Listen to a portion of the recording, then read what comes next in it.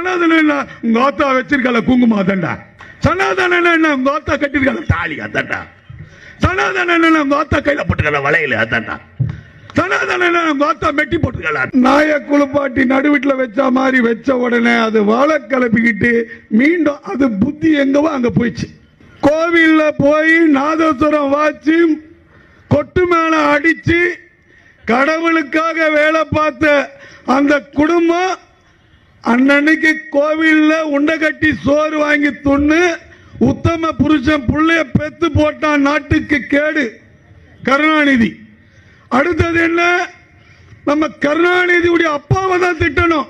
சின்ன வயசுல திருட்டு ட்ரெயின் ஏறி வந்த போது அந்த ட்ரெயின்ல டிடிஆர் ஒழுங்கா இருந்தா தமிழ்நாட்டுக்கு வந்திருப்பானா ஸ்டாலின் எப்படின்னு பாருங்க. இது ரெண்டுத்துக்கு பிறந்த தருதலை தான் இது.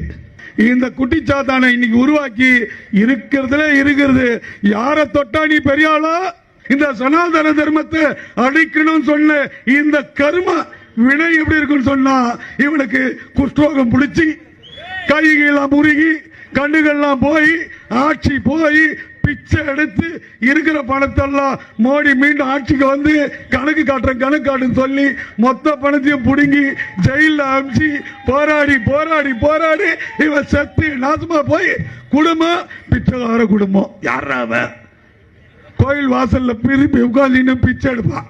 சனாதானம் வாழுங்க, சனாதானம் வாழுங்க. என்னடா இது, கருணாநிதி வந்துட்டார் திருப்பி.